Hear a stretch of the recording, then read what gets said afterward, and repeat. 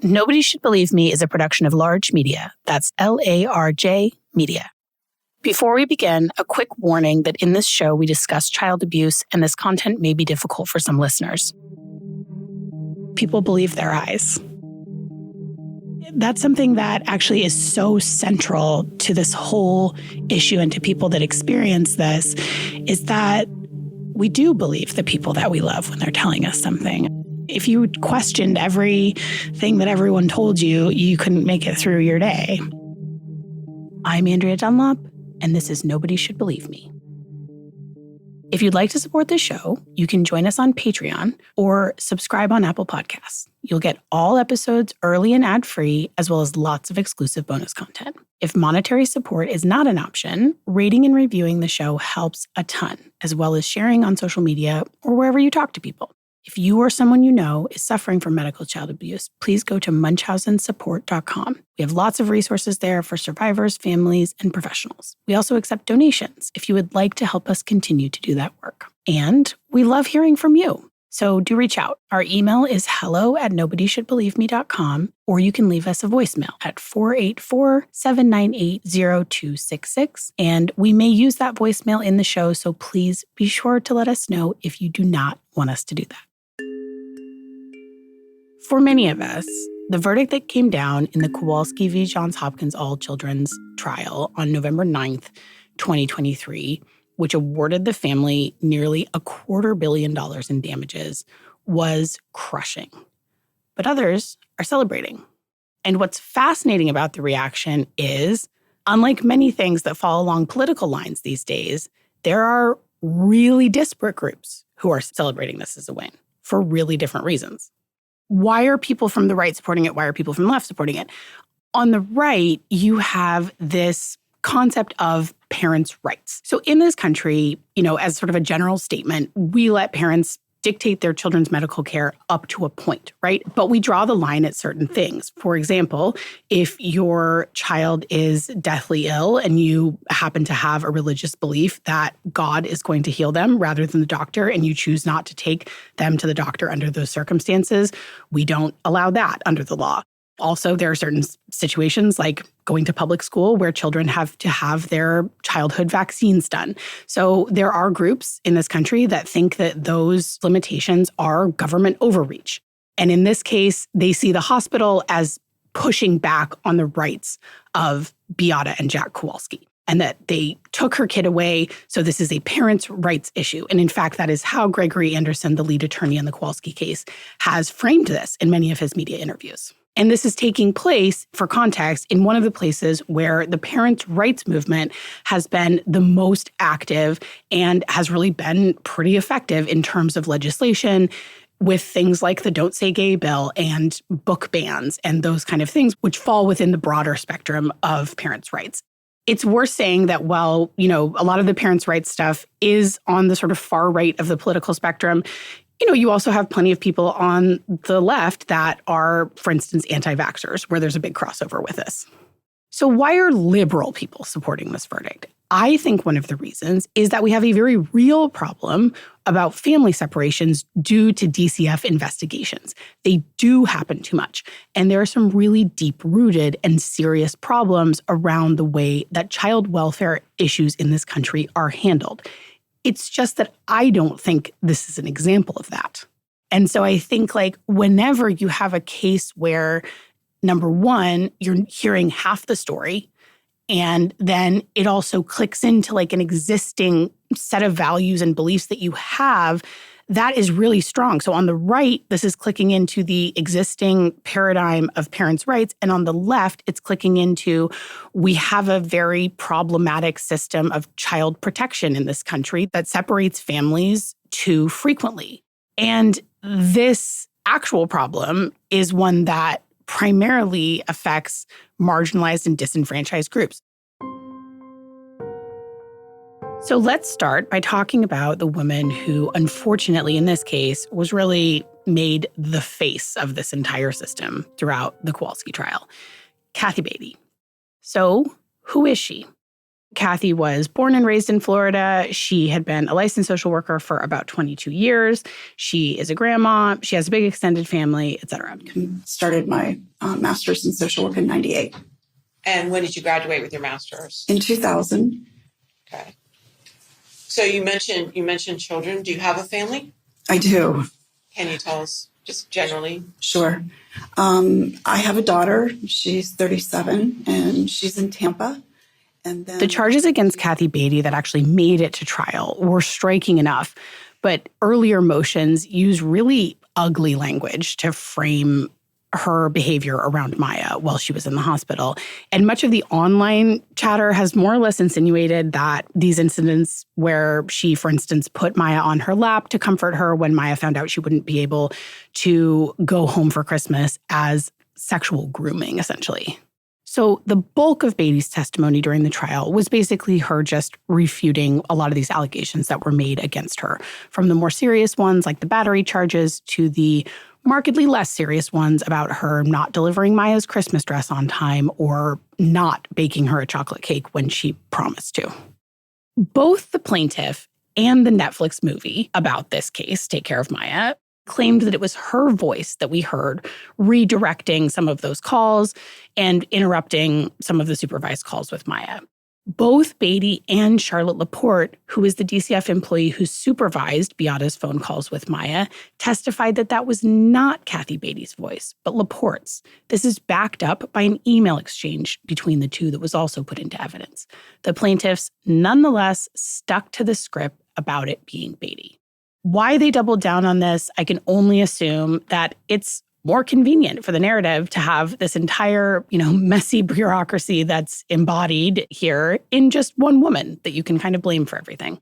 Eventually, the hug plus an alleged cheek kiss was entered as a battery charge.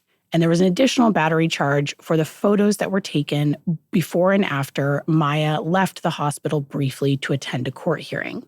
Maya was awarded significant damages as a result. Here is that section of the verdict. 22. What is the total amount of Maya Kowalski's damages for psychological treatment incurred in the future after she reaches the age of 18, based on Catherine Bedy's hugging, patting, kissing, and placing Maya Kowalski on her lap? $8 million. 23. What is the total amount of Maya Kowalski's damages for pain and suffering, disability, physical impairment, mental anguish, inconvenience, and loss of capacity for the enjoyment of life sustained in the past and to be sustained in the future, based on Catherine Bedy's hugging, patting, kissing, and placing Maya Kowalski on her lap? $11 million.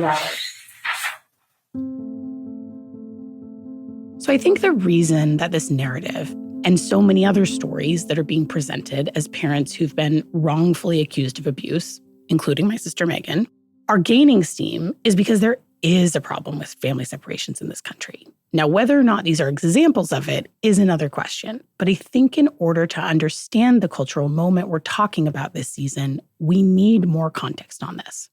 I met Dr. Jessica Pryce during a brief appearance I did on Court TV during the Kowalski trial, and I immediately knew that I wanted to have her on the show. My name is Dr. Jessica Pryce, and I am a faculty member at Florida State University and started my career in child protection as an investigator. And now I do a lot of work around the country around training and leadership development and really how do we shift our mindsets and do this work differently.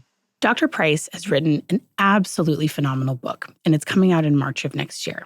I was able to get an advance copy of it, and I was blown away by this. I read it in about 2 sittings. It was so compelling. Her book is called Broken, and she started writing it in 2018. I really set out to amplify the voices of Black women who were going through the system and working hard to pull their families back together. And it has become, over time, also a professional memoir where I certainly amplify Black women's voices, but I also add in my experience from the front line when I did child abuse investigations. So I'm hopeful that people get an understanding of what CPS work looks like and also just the complexities here and there for everyone involved. Dr. Pryce has such a valuable perspective on this because she knows what the front lines in these cases look like. She went out on her first ever call right at the beginning of her career. I was an intern, so I couldn't really do much except assist. And it was an environmental hazard case. And if you know anything about that, it means that the home is not safe for the kids that live there.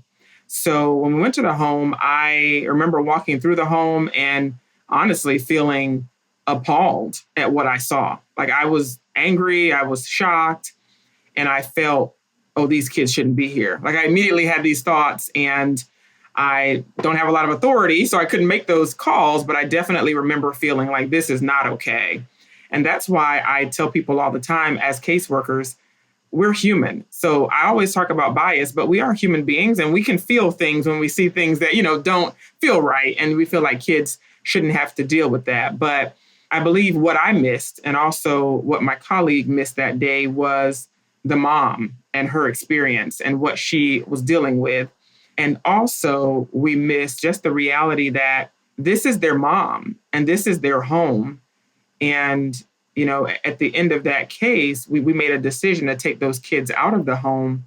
But as you read, it created so many other problems for those kids and for this mom.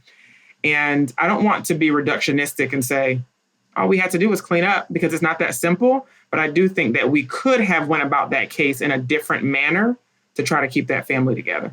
The picture that Dr. Pryce paints of this experience, she's entering this squalid trailer home and peering through the cupboards to check if there's enough food for the children living there, is such a vivid one. The trash is overflowing, there are dirty diapers on the floor, and the mother's really angry that they're there. And Dr. Pryce mentions this really haunting detail about setting out with her supervisor in the car and noticing that there are 2 car seats in the back. And sure enough, they leave this visit with the baby, who is screaming after being taken out of his mother's arms. So Dr. Pryce would go on after that internship to become a CPS investigator for the same reason that many people go into that line of work, because she wanted to help. It sounded like a really noble thing to do, where I would come in and keep kids safe. And I realized soon after that it was very much a level of intrusion that I didn't expect. I don't know why I didn't expect that, but I was 23 and it was a brand new internship and a brand new job. Right away, the realities of this work were a shock to her system. Many of the situations are very awkward, very intrusive, and you are meeting families on their worst day and asking them questions that they probably couldn't answer on their best day, right? And you're requiring them to really have a lot of objectification of all of their decisions, all of their behaviors. And I just feel like you come in to save kids, but you realize you do a lot of policing in many ways. It sort of creates this rift between you and parents. So instead of helping kids, you're really ostracizing, punishing, you're focused on the parent. And we often miss what's best for this child in this moment. So I did not anticipate how much my job would be looking at parents, dissecting their behaviors and trying to find a guilty person, rather than, okay, this is a family and what can we do to figure out how to keep them together in some capacity. We've occasionally had comments on our show that we are either too pro-CPS or too pro-law enforcement. And I get where that's coming from, because in the individual cases we've covered, many of those folks were the good actors who helped kids get out of harm's way.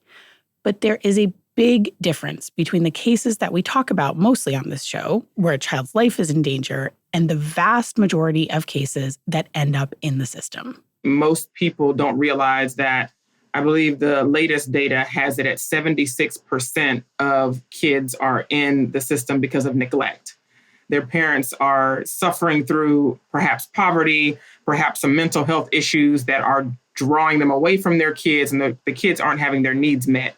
So I would say the overwhelming majority of the time, we're not exactly investigating willful abuse. We're investigating some complex, sometimes disturbing situations, but I think that we have to come in not exactly looking for a guilty person, but trying to find out what holes can we plug and how can we strengthen this person to do things better.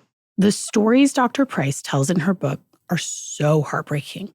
You can see her in the beginning, young and idealistic, just crashing into the realities of a broken system. As much as she wanted to help families, she often felt that the work inhibited her from doing that.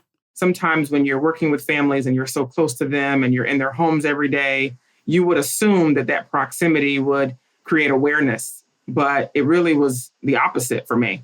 So once I left the field and I started looking at the data, doing research, and working on my doctorate, I started to see just how much harm is being done to vulnerable families, many of them racially marginalized. So again, some people feel like proximity creates awareness, but sometimes you do have to zoom out and say, look at what we're doing to families and look at what I contributed when I was in the field. I don't want to give too much away because, trust me, you need to read this book. But during the course of Dr. Pryce's journey as a CPS investigator, she finds herself between people she loves and colleagues she admires. And these things start to happen around you with people that you care about. It definitely taints, changes, shifts how you do the work. And then there's that moral conflict of, these are my colleagues, these are my, colleagues and friends and family, and just trying to figure out, realizing everyone's doing the best they can, but something's just amiss. I think it's really easy to stand at the sidelines of any given case and cast certain characters as villains, whether it's a social worker like Cathy Bedy or someone we feel like we can label as a bad parent. But there's always gray area, and I appreciate how willing Dr. Pryce is to dive into that. Her work really resonated with me as a mom because, unlike a lot of the abuse situations that we talk about on this show that are pretty extreme, there were so many stories in her book that were not only sympathetic, but relatable, where I thought, oh my God, that could happen to someone I know. I mean, that could happen to me. There's this line from the television adaptation of Little Fires Everywhere that aired on Hulu a few years ago that I think about all the time. Reese Witherspoon's character, who is an upper middle class white mom, is admonishing Kerry Washington's character. And she's a Black single mom whose parenting style the Reese Witherspoon character finds, questionable. And Reese Witherspoon says, I made good choices. She's defending by saying this, why she has all of the things she has, the wealth and the good life and et cetera. And Washington's character corrects her. And she says, no, you had good choices. The truth is, parents don't get any institutional support in this country. I think I'm a good mom, but I have support and resources. What if all that was stripped away? What kind of parent would I be under worse circumstances? There's one story in this book that I had to scrape myself off the floor after reading. The story of a woman called Jatoya, who ends up getting caught in just this series of horrific circumstances and paying a completely unjust price for the actions of other people. This is the kind of thing that can happen when you can't afford to hire defense attorneys and when people don't necessarily assume the best about you. The fact is, some moms get the benefit of the doubt and some don't. Absolutely. And I see that so much. And that's why you probably also saw that I talk about this framework of development, because there are certain mindsets that really discount any credibility when it comes to moms in the system. And when I talk about this case in particular, I explain to people that the folks that wrote Jatoya off, they have a very specific mindset about whether it's Black moms, poor moms, moms that are involved with men they don't like they have some sort of bias toward this person.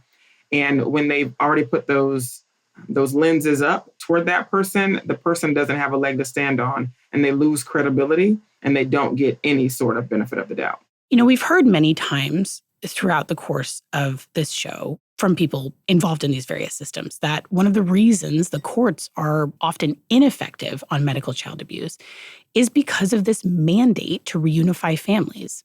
Dr. Pryce learned this early in her career when she was sent to investigate a white family. I had made it through my internship and went through training. There's about 9 weeks of training and still green, but one of my early cases went out to a home of suspected child physical abuse. And the school wanted us to check the child. Generally, we have the child examined by our pediatric child abuse physician. When I got to the home, I had a colleague with me, and I fully assumed that it would be like any other case. And that was a moment of clarity for me that we don't have as much power as we think we do. I thought that, he would let me in and I would be looking through his cupboards. But as you read, that just wasn't the case. And he apparently knew his rights and didn't want anything to do with us. I had a glimpse at his son, but didn't look at him, didn't interview him, didn't get a chance to see any marks or bruises. And we did not take him down to the clinic to get examined. So a lot of things that other moms would have done immediately and wouldn't have known to assert their rights, it was stopped right there in front of me on that day. And it showed me a lot about the fact that we have got to do a better job of sharing with families and parents. You do have rights, and you do have the right to get an attorney or ask for help or ask questions and protect your family. Yeah. So, what do you want parents to know if they are dealing with the system, like to that point? Because I think that really struck me too, when I think the way you phrased it was like all parents have rights, but only some feel like they can assert them. That's such a good point, is that like not everyone has the same access sort of to their rights, right? Because just because you have rights, if you can't fight the system, if you can't afford to, if you don't have the knowledge, the access, there's all kinds of barriers to why people can't, go hire an attorney who knows those laws and fight on your behalf. So what do you want parents to know if they are dealing with these systems? Well, the tough part about this question is the racial aspect, because I don't know. I can assume what would have happened if that family was Black. So I could offer up advice to your listeners and say, if DCF comes to your home, don't open the door, call your attorney right away. But I don't know what law enforcement will do in that scenario. Yeah. It might be a completely different scenario if I were to tell folks to do that. But I'm inclined to. I'm inclined to say, if they come to your home, before you do anything, if you have an attorney, if you have a friend who's an attorney it's not even your attorney, call someone who can give you some legal advice. Yeah. If you feel comfortable, call law enforcement. If you and your kids are in your home and you haven't abused them and you want to make sure that there's some level of checks and balances, you need to get someone else involved. But again, that advice is just tough because that racial component is there.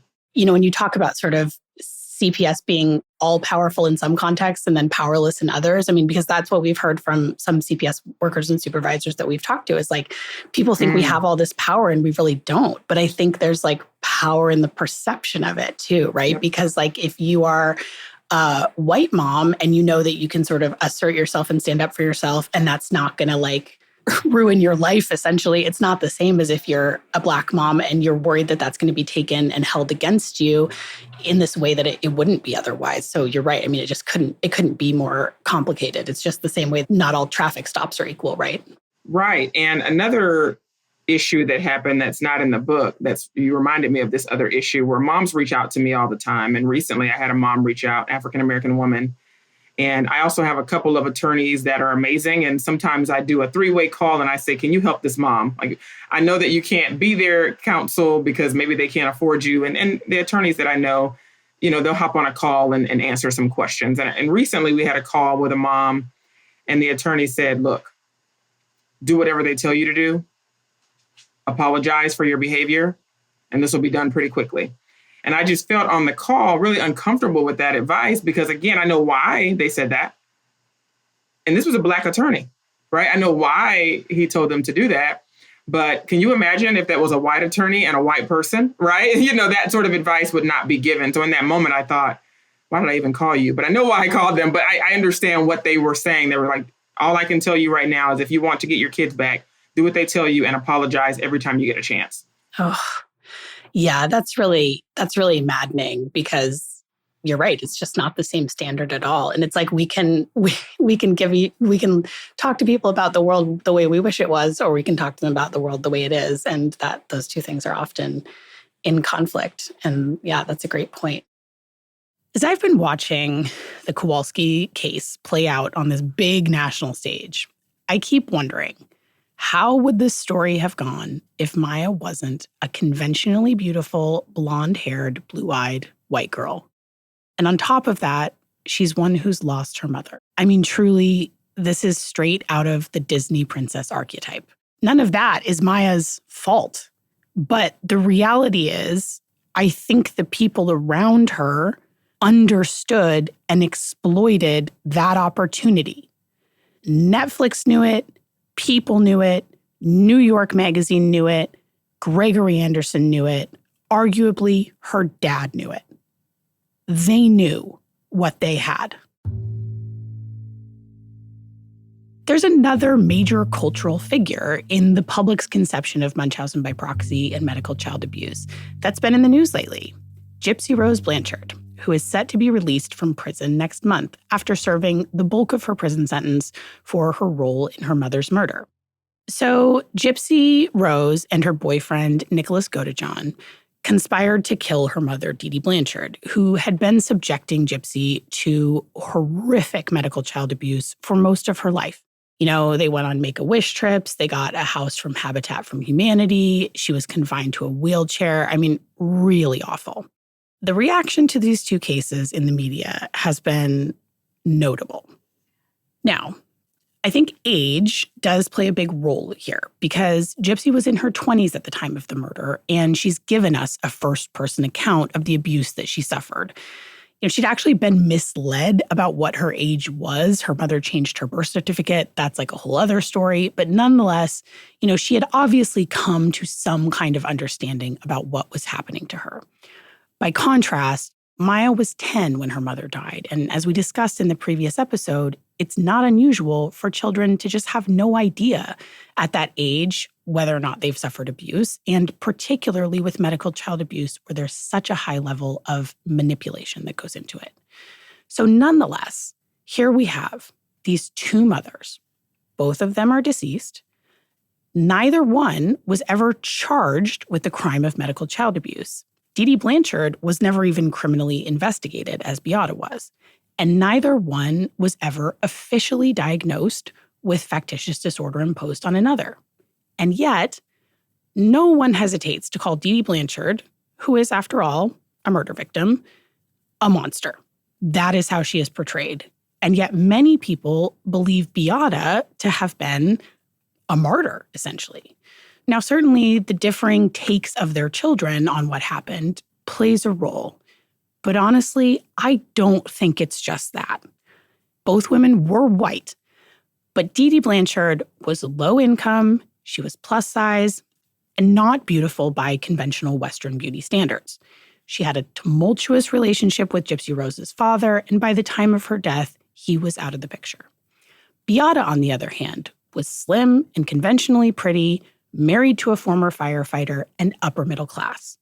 Now, by the way, there's been a lot of speculation about where the Kowalskis got all this money before this verdict. You know, I don't know what their previous net worth was or the source of it, but given the fact that they had an in-ground pool in their house, that Maya, before this trial, was driving a Tesla, the fact that they were able to hire attorneys like Deborah Salisbury to represent them during the shelter hearings, and the fact that they, you know, owned two houses at the beginning because they mentioned they had to sell one to pay the legal bills, they obviously had access to pretty considerable resources.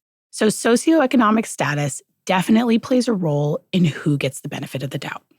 I would say that what really brought this home for me was, I think it was 2017, I read this article.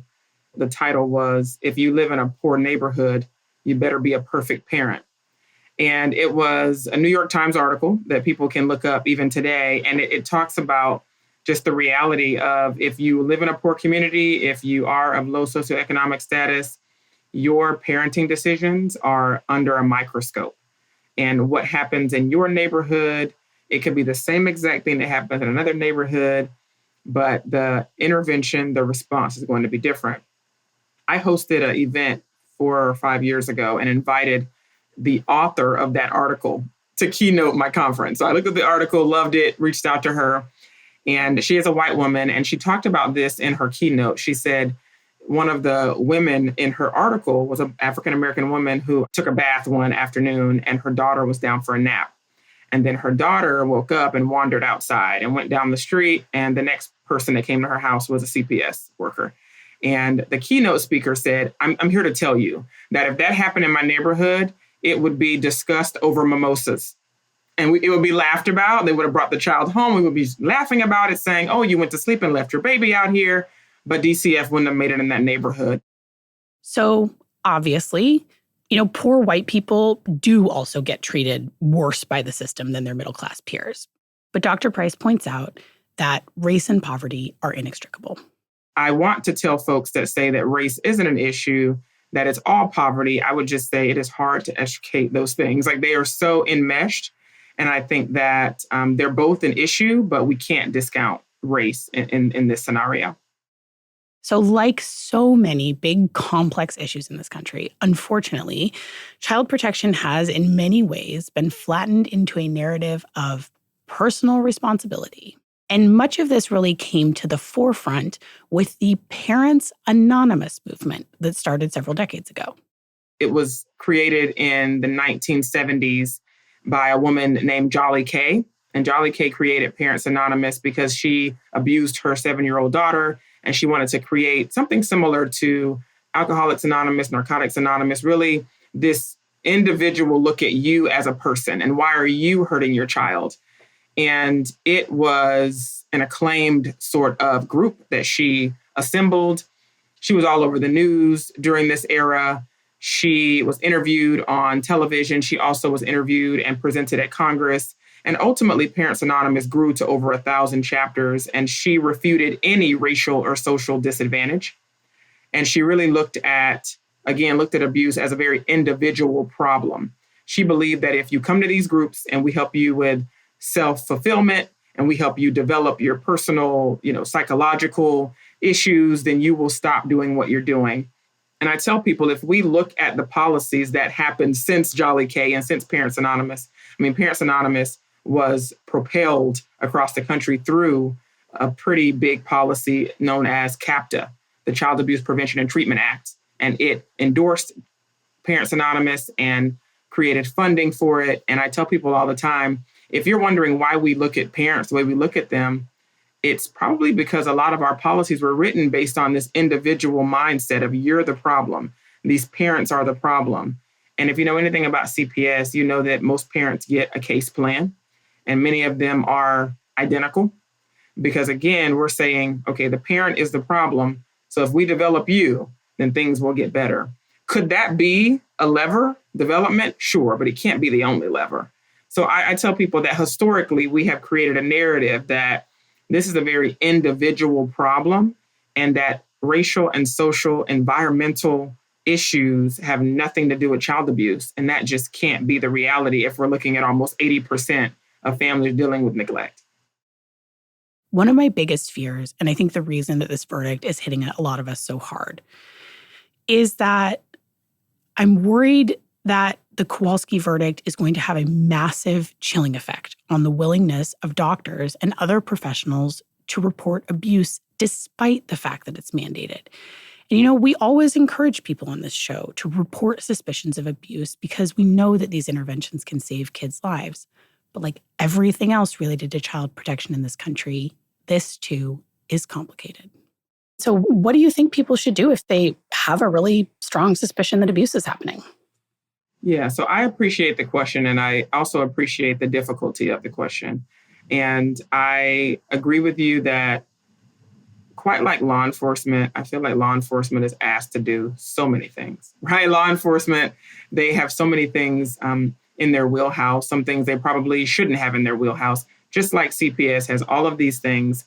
There's a housing crisis in this country, and CPS has very little they can do about that, right? So we realize that there's so many things that impact the CPS system that is out of their locus of control.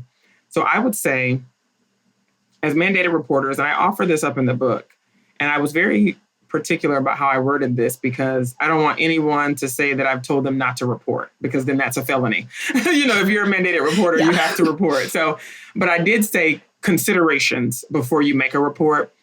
And I gave 6 or 7 things to think through. And one of those things is, do you know this family? Are you aware of anything that's happened in the last 6 months that might be contributing to this issue? Might you consider having a conversation with someone you trust, a community advocate, about this family? You can keep it anonymous. If you don't want to mention their names, just say, I know a family and talk about potential resources if you can help. I also made a statement in the book and said, fill in the blank. If this family had X, my concern would be resolved, right? If you can put something in that blank, then you might have an idea of who to talk to and where to go. And I offered that up because when you look at the data, you see that educators call, law enforcement calls, and physicians and social workers at hospitals. And I think that we can't stop the mandate. It's federal. You have to call it in. But if you can take a moment to consider what might happen and what are some things we can offer, we're doing a big push to make ourselves known as mandated supporters rather than mandated reporters. So we do want to have this supportive lens before we make the call. I also want to share that there is a pilot going on in some areas of California around a family support plan where we're asking mandated reporters to fill out a one-page piece of paper before they report a family. And on that piece of paper, it asks questions like, have you talked to the parents? Where some people laugh when I say that because they're thinking, wait, people report people they don't talk to? Well, of course, they might not know them. But if you are a teacher, we want you to stop and say, well, let me try to talk to mom. Let me try to talk to dad before I, call DCF. And there's a slew of other questions. And some people at the end of that form, they still report the family. So it doesn't mean you don't report the family, but now you have at least thought, you've considered, and you can also offer more information to that hotline operator. So again, no easy answers, but I am asking people to take a moment to consider why you're doing it, what resources can be offered, and make sure you're aware of what might happen to that family as a result of your call.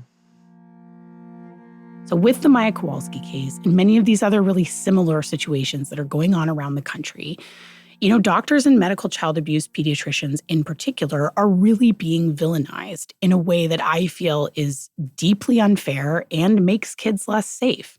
However, I also know that it would be utterly naive of me to think that A, doctors never make mistakes, or that B, they're not human beings who are subject to the same biases as the rest of us. So in my experience, a lot of families, when they go in to get help, when they go into the ER, when they, are talking to physicians, a pattern that I have picked up on is these parents are asking questions, perhaps pushing back a little, not wanting to accept everything that the doctors say. Some parents want to understand all of the nuances and details about treatment plans and what exactly are you doing to my baby. And I think that a couple of the stories I mentioned, they started to create this mistrust with the hospital staff when they started to push back and ask questions.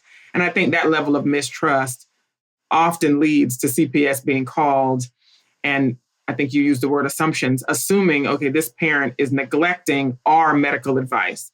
This parent is not doing what we think needs to be done right now. And that happened in at least 2 of the cases. And I certainly would never say I have all the answers because medical professionals, I believe, are also trying their best. But I also think that there needs to be some sort of checks and balances as it relates to what doctors say is abuse, what they don't say is abuse. I was at a conference a couple of years ago giving a keynote, and it was a room full of physicians. And they brought me there because they said, we want to hear about racial disparity, implicit bias. Some of the science is saying that, Black families come in and they get this designation of medical abuse or medical neglect, and other families don't. So I do think that physicians are trying to learn more about it and do better, but I think that there still needs to be some sort of checks and balances. So what advice does Dr. Pryce have for doctors who find themselves in these tricky situations and are trying to keep their oath to do no harm? So I would offer that a lot of child welfare agencies are beginning to do group decision making. When I was in the field, I would often make a decision. I would call one person and we would make a decision about removals or make a decision about what we see with a family. And a lot of child welfare agencies are saying, if it's not an emergency situation, so to speak, let's get into a room and talk about what we see and talk about it from 3 different lenses, right? What are the strengths of the family? What's the relevant history? And what supportive things can we do to keep them together, right? They come into the room with the frame of reference that this family is staying together unless they can't, right? They don't come in with the frame of reference of, okay, this child's in danger. What can we do to protect them? They come in saying, this is a family and we're going to do everything we can to keep them together unless we can't. Like it's always, that is the way we look at it in this group decision-making model. So I would offer that up. And maybe your physicians that are listening are saying, we already do that and that's great. But I think it's important to get into a room with people. Hopefully the room is diverse and you're talking about what your concerns are. And I think having awareness in that conversation and a level of cultural humility is going to take you a long way. There are facts, there's data, there's objective things that you're seeing in that room, but there's also a zoom out moment of saying, okay, we see what we see, we have to report it. And often you do. I understand mandated reporting. I'm a mandated reporter. So I would say if you have to report something, that's fine, but I would also encourage you to advocate for that family. And what I mean by that is, and you might recall this in the book, one of the moms had her child taken out of her custody and she stayed with that baby in the ER for the entire time. She never left the hospital. Now, there was someone watching her, which she didn't really appreciate, but she stayed there. To me, that's a small way of saying, we're concerned. We don't even know if you did this or not, but we don't want to separate you from your child, therefore harming the child and also damaging you. So there are small things I think we can do to try to assuage some of the trauma that is inevitable when a child comes in with disturbing injuries. So importantly, the story she's telling here is not about a mother who is under investigation for medical child abuse specifically. And as we've discussed, there are some reasons in these cases where a mother does need to be completely separated in order to keep a child safe. This ER anecdote she's telling has to do with that mother that she talks about in the book, Chatoya, which for me, this was the most harrowing story in the book. And as I was sitting with what happened to this mom, I wondered, where's her Netflix movie? Where are the parents' rights protesters for her? Where are you, Mike Kixenbog? I'm not saying that upper middle class white people never suffer injustice. But the fact is, right now, the Kowalskis and a lot of other people who look like them are being made the face of this. And it's not sitting well with me. The systems that we're discussing here couldn't be more fraught and complex. And I really appreciate Dr. Pryce's work and perspective. She's been on the ground and she knows this work isn't easy for doctors either. I know that you said many of your listeners are physicians and medical staff. So first of all, I want to say thank you for even listening into this conversation. I know that the decisions you have to make aren't easy, but I just want to say that marginalized families are really just feeling the brunt of systemic issues in child welfare. And I encourage you to just, pursue awareness and do the best you can when it comes to the most vulnerable that come into your offices and your facilities. On the next episode, there is a situation going on in Lehigh, Pennsylvania, where this issue of parents' rights and child abuse pediatricians is clashing in a really explosive way. And we're going to explore it.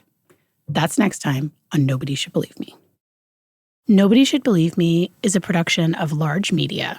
Our senior producer is Tina Knoll, and our editor is Corrine Kiltow.